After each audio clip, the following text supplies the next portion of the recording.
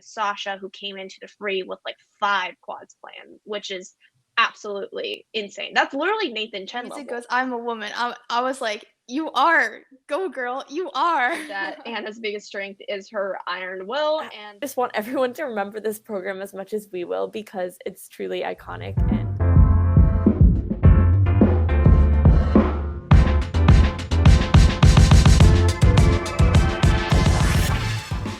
before we get into the video, we want to acknowledge Kamila Valieva's positive test case, but would not like to provide any additional commentary on the situation. It is very unfortunate that the skater had to cope with the added pressure and attention from the whole situation, and we hope that the people who violated the rules, as well as those at the root of the situation, are held responsible. So today's episode is what happened at the Beijing 2020 Winter Olympics Ladies Event. And I'm sure this is the event that I'm the most excited about, and I'm sure you guys are as well, since we can relate the most in that we do actually do competitive ladies figure skating from some capacity. More you guys than me, but I don't even know how to kick off this conversation because when I was watching the ladies event this morning, I couldn't even process what I was watching because there was just so much going on. And I feel like typically when I watch skating, I'm just watching skating for the skating. But I felt like this Olympics, the event was almost overshadowed by everything else going on, that it was actually really hard to focus on the skating itself. So yeah, I don't know. What do you guys think of the whole situation? Yeah, there's definitely so much emotions and so much drama going on, but I think I really want to point out Anna, our new Olympic champion. She did very well under that pressure, and she has such strong willpower to perform even under really tough situations. And we saw her do those 2 clean quads at the beginning of the program, which is awesome.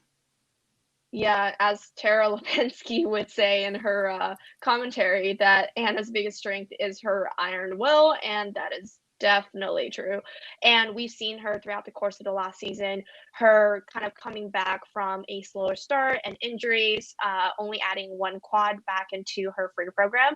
And here we saw her pull off 2 clean quad flips off the bat, which is pretty crazy and definitely bumped her up in terms of that technical score that she really needed when you see someone like a Sasha who came into the free with like 5 quads planned, which is absolutely insane. That's literally Nathan Chen level. Yeah. yeah, I think most people don't realize. Yeah, no, people don't realize that like these girls are doing the same thing this grown man is doing, which is a pretty incredible feat. exactly. I think to speak a little bit more to Sasha, I just wanted to point out that like the race between her and Anna was pretty tight, and Anna was able to like capitalize on that in the right way, even with her sort of lower base value, with only having those 2 quad flips. But Sasha, there were a few like small things that if she had only done a double axel in the short instead of trying the triple axel and falling, or if she hadn't, done her 2 step outs in the long, one on the quad and one on the double axel triple toe combination, she would have been Olympic champion. And I'm sure that those mistakes are like front and center in her mind, knowing that she like really strives to do all these incredible things, and of course wants to be a champion as well. And though she won silver, with the opportunity to get gold, I'm sure that those things definitely frustrated her. Maybe we saw that a bit in the emotions afterwards. But it was happy for Anna, but also sad to see like such a, history making skate from Sasha result in like still sadness in a way, for coming up just a little bit short. Yeah, I would say Sasha definitely is one of those skaters who kind of has that like record-breaking energy. Like she wants to go to the Olympics and make history, and she kind of really has that fiery competitive edge. And in a way, I felt like I don't know if you guys heard of it. It's like I forgot what the thing is. It's like a silver medal syndrome or a bronze medal syndrome. It's a thing that we talked. I remember learning when I was like in some psychology class in high school or something that people overall are actually more like happy if they didn't get a medal versus getting like a silver or bronze. I forgot what the phenomenon is, but yeah. So we definitely see a little bit of Sasha's emotions come out here, and I'm sure.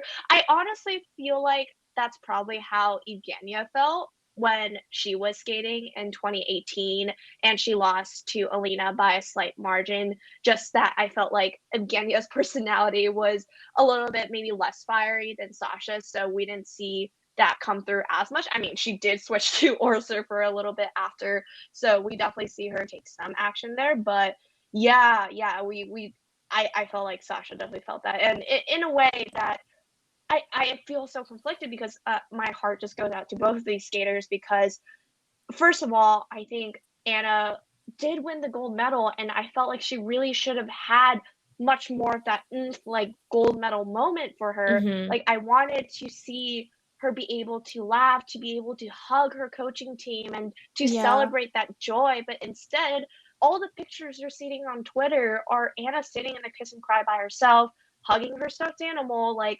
wondering like was I supposed to win gold? Was I not supposed to win gold? Like that shouldn't have been the case. I felt like if she did, she deserved to, win the gold medal. And I just wish that she would have been able to enjoyed her experience better. I think we saw both Sasha and Kaori, who's our bronze medal winner. Everyone was just in tears after, maybe from different reasons, for different reasons, but there was just a lot of emotion. That being said, I really, really want to talk about Kaori's, especially her two amazing, amazing strong performances she put out here at the biggest event. And being able to pull out a third place finish is just, I'm so happy for her. I think one of the points that sticks out to me the most is how mentally strong she is, because after she put out that third place short, she really didn't get phased, even though she was not a medal favorite coming into the games. She really just focused in on what she could do and what was controllable by herself, and she pulled out another stunning performance in the long. So really happy for her. Yeah, no, I would agree. As a skater myself, I felt like if I were in this position where I ended up third after the short, I felt like I would be super nervous going into the free, knowing that like, will I be able to maintain that third place? And knowing that all these girls are playing in these quads, as we know in the short program, Kaori maybe had more of a chance to step into that third place position because there was the only Ultra C element that you can do is a triple axel, and not all of the Russian girls had a triple axel, right? So I think that her having that mental strength is just really, really freaking awesome. She's literally like a human rock. When she skates, like if Kaori were to mess up, I would almost like be in the most disbelief out of anyone who skated in this event. And the fact that she's just delivered so many times this year, like I don't even remember the last time she's made a mistake, to be honest. Maybe like doubling one jump or something like that, but I don't even remember when it happened. So you guys can correct me on that if I'm wrong, but it's just like awe-inspiring how reliable she is. And Japan has definitely seen that in her and like cultivated it in bringing her to all these like international events, and that sort of like steadiness just like accumulated in such a exciting like emotional reaction from her, and just like the pure joy and spirit of the Olympics is what you could see in both her skate and in her reaction as she realized her bronze medal and as she climbed up on the podium and celebrated. And yeah, it was just, it honestly brought me to tears also. No, we were talking about this earlier where we were just like, I felt like there were multiple points in the women's free skate event that I was just crying in front of my laptop, and my roommate was probably like, what is wrong with her? Yeah, I was on the yeah. train just starting to cry. People were probably like, who is this girl? Like, what? Yep, just crying over Olympic figure skating. But yeah, no, I would actually say her program has grown on me even Me more throughout the too. course of the Olympics. Right, From the team I'm telling you event. guys. Like, I Didn't know her Emma. music like play into the whole Yes. situation? Yes. You're like, you can do Yes. this. You got this. Exactly. And like I see the vision now. I feel Okay. like when Benoit was like choreographing this, he was picturing this moment, and I see his vision now because you know at the very end how like she ends her program and the lyrics was like I am a woman. I'm just like yes, because she is a woman. She's not like a little tiny girl, you know, like she's like doing these huge not triple axels. She's doing these huge double axels and just showing that power on the ice and that maturity. So I really did love that. I feel like perhaps the choreographers definitely knew what they were doing when they were sending this message.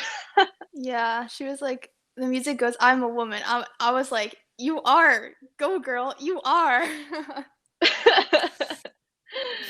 Oh man. No, yeah. She was absolutely like a joy to watch. I feel like the transition here is just so tough from her to talking about Kamila because she is the person who came after Kaori. And I remember when I was watching this morning, I was on the edge of my seat because after watching Kamila perform the way that she did, I was just like, oh my God, like who's going to be, you know, third place because we weren't sure yet and whether or not she was going to land on the podium because she did still end up having a 2-point lead after the short program. So there was a lot of uncertainty. And I feel like I'm just like one of those Asians out there who is really bad at math. So I don't think I can crank out the numbers in my head that fast. So I was just like, I don't know what's going to happen. And we see here that Kamila made a lot of uncharacteristic mistakes. She's usually pretty consistent despite having all these crazy Ultra C elements throughout her past season. And I'm sure that likely all the pressure and the nerves of the event and all the surrounding circumstances definitely played into what caused her to have that uncharacteristic skate. So yeah, I honestly feel for her. Again, like we said in the beginning of the video, you know, the adults should be responsible for this. Like this should not have happened. And it's just ridiculous that it has. And I just cannot believe the fact that after she got off the ice that Terry basically, or at least this is what I heard from like Twitter and people translating her commentary, like out of Kamila coming off of the ice, that she told her like, why did you give that up after you fell on that triple axel? And I was just like, dude, you put this girl through enough shit this week. Like, and that's the first thing you tell her when she had like the roughest skate in the most important event of her career. Like, why not give her a freaking hug? Like, Jesus Christ. I feel like some people in skating are just not human and it sucks. Yeah, hopefully she can take some time after this event to just like decompress and think through everything, and maybe we'll get to see her at Worlds. And yeah, so in addition to I think Kamila, I also want to talk about Wakaba and her 2 huge triple axels. They were so I'm good. so glad. I'm so glad she did it in both the short and the free. Like, how ballsy is that? Yeah, they were so solid. And I also really want to point out that her short program has really grown on me over this past season. I really love how fluid she is in her short program footwork, especially. And yeah, it was just amazing to get to see her have 3 really solid performances at this Olympics. Yeah, and the Lion King program, I mean, you guys already know, I've loved the Lion King program this whole season, and I'm so glad she had pretty much close to a clean skate. Like, I was watching her skate, and after she landed the triple axel, I was like, yes! I was, like, literally, like, screaming in my seat, and I literally audibly, like, I was like, no, when she fell on that triple Lutz triple toe, I was like, no, because all I wished for her was like a clean skate. But I was she later on had another combo, the same exact combo, in fact, the triple lutz, triple toe. And I was like, ooh, like, is she going to make it this time? Especially since it's later on in the program. And I know personally, by the time I get to the end portion of my program, my legs are freaking jelly. So I was really nervous for her, but she stuck that jump like the first fall didn't even happen. So kudos to her. Like, all these athletes just have so much freaking mental strength. And I think Wakaba just, pulled that like out of nowhere. And I'm absolutely so happy for her. I almost felt like the Olympics for her were more just like a showcase of her skills. And I felt like Japanese nationals, I felt like she was actually like perhaps even more emotional, because just getting onto the Olympic team is so hard when you're from a country like a Japan or a Russia, when the field is so deep within your own country that sometimes it's even just hard to get onto the Olympic stage. And once you get onto that Olympic stage, it's almost like things come a little bit more naturally and easier. Yeah. To pick up on one of your points, Cathy, I think that I was just so happy, like, to see the recovery, of course, from the fall and the let's toe, to do the rest of the program, but also like the fact that Wakaba in the past has sometimes like double jumps in the second half of the program when she gets like nervous or too excited or too into the choreography, but we didn't see that happen here for her at all in either segment. And I felt like that really just spoke to how incredibly hard she's been working on everything in her skating, not only like making that triple axel consistent in competition, but also just like relying on her training in like mentally tough moments, like you guys were saying. So it's just so happy, because kind of speaking to like how much you can like trust a skater as you're watching them. I feel like in the past, maybe I would get really nervous that she would double something. But in this skate, I didn't really feel that way anymore. Yeah. So I was really happy. And just, I just want everyone to remember this program as much as we will, because it's truly iconic, and I wish I could see it like 1,000 more times. Okay, so when we talk about triple axels, another skater that also has really good triple axels was Young Yu from Korea. So she did 2 really good triple axel attempts. I don't think they were fully rotated, but she landed both of them. I think particularly happy to see her enjoy her Olympic performances and come back with like such a solid short and long at the Olympics after her a little bit more shaky 4 continents showing, even though the 2 competitions are so close. So what did you guys think? Yeah. I honestly, like, looking at her triple axel attempts in both the short and the free, I know when we watched the replays in the free was, to my understanding, they were both, what's the wording for the double carrot again? I'm like blanking. Downgraded. Yes. I lost my words, but they were both downgraded, right? Both in the free and the short. In the free, she actually got an under rotation. Okay, good. Gotcha. That looked under. Yeah. Because because when I was looking at the short, I thought it was under, but I definitely did not think it was downgraded. I was like, damn, like, why are they doing that to her? Being super strict. Right. Yeah, and also speaking about like being strict technically, I know we talked about this, but when we were looking at the scoring, a lot of like skaters' triple flips got an edge warning, and I was so confused, because I was just like, how do you like? Yeah, because usually people get the warning on the Lutz, right? Because it's easier to do the inside edge. So we were talking about how it's so interesting that lots of people are getting it on the flip now too.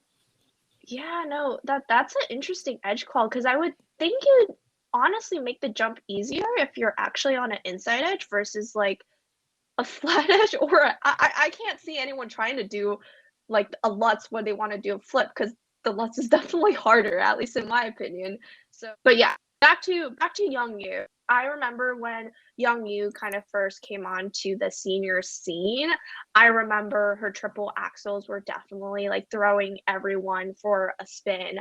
I remember there being a video of like Atiri like looking at her or scouting at her at a competition, like scouting out the competition for girls in terms of Ultra C elements. So Young Yu has definitely been in the game for Korea, and it's really great to see her, do well and kind of, be happy about her skate here.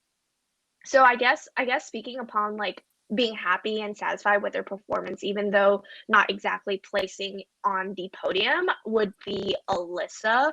So Alyssa Liu, oh my God, I was so worried for her because going into the Olympics, I felt like she wasn't perhaps in the mentally the best state, and she just switched training coach, or she just switched like coaches, and I was really worried that was going to impact her negatively in a way. But I was actually so happy for her because every time she went out on the ice, she just looked like she was having the most fun. And I remember, especially in the short, she heard Team USA cheering for her, and then she started like she started giggling before her competition, and I think she's just absolutely absolutely adorable, and I'm glad she's able to enjoy her Olympic experience. And also, I feel like honestly, like she's been pretty underrated this Olympics because I felt like when she first came on the scene, everyone was hyping her up. They're like, "Oh my God, the US has like one of the like girls from Russia where they can do quads and triple axels and all that." But I felt like over time, she kind of, in my opinion, in this Olympics, like Karen and Mariah like took the narrative a little bit more because they were more Yeah. prominent figures at US National. So we actually I didn't see a lot of like Alyssa's faces, again, like going to the real estate thing on Peacock or any sort of like promotion of Alyssa in a way, but I'm just overall really happy to see her performance speak for itself, and the fact that Yeah. she landed that triple axel was awesome. Yeah, so for me, I was actually so excited to see Alyssa have such a fun time on Olympic ice, and I think that this will be a memory that she holds very dear to her heart for many years to come, and I can see this being an experience that inspires her in future seasons, so I'm really excited to see how she grows and she progresses in the coming years.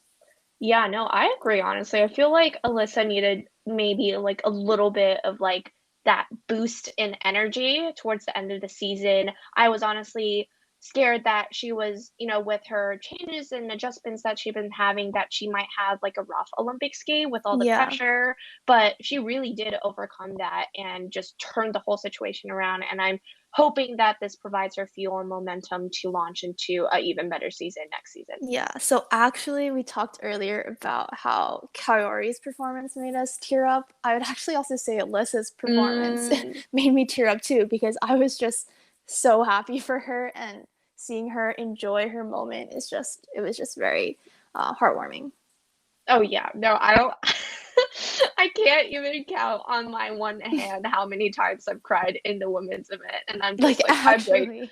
I'm way too much of an emotional mess. Like some of these skaters had a big moment and they didn't even cry at the end of I the program, when know. I'm just like sobbing and Sobbing in the crying in the corner. club.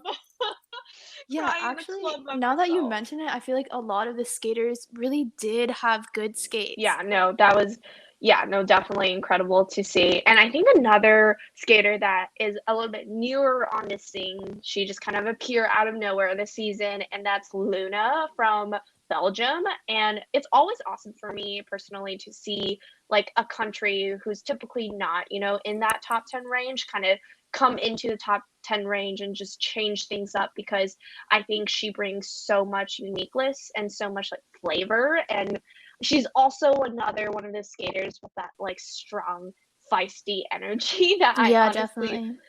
I honestly love. And we see that in the short program. Unfortunately, she like put her hand down on one of her double axels, and she can do that jump like so well, like probably in her sleep. But it's just like sometimes you make that one, like sometimes you make a mistake when you're skating in the element that you're like least worried about, Yeah. and it kind of comes to a surprise.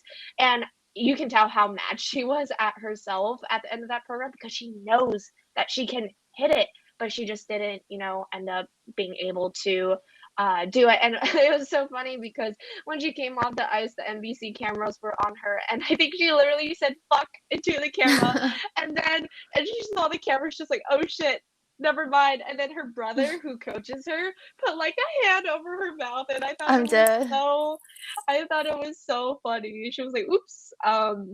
But I think she's honestly another one of those feisty characters that I just love seeing. And Emma, I don't know what you thought about her free skate, but I honestly thought the music in her free skate was very unique. It's not very like the typical lyrical that you see. So what did you Yeah. think about her free skate?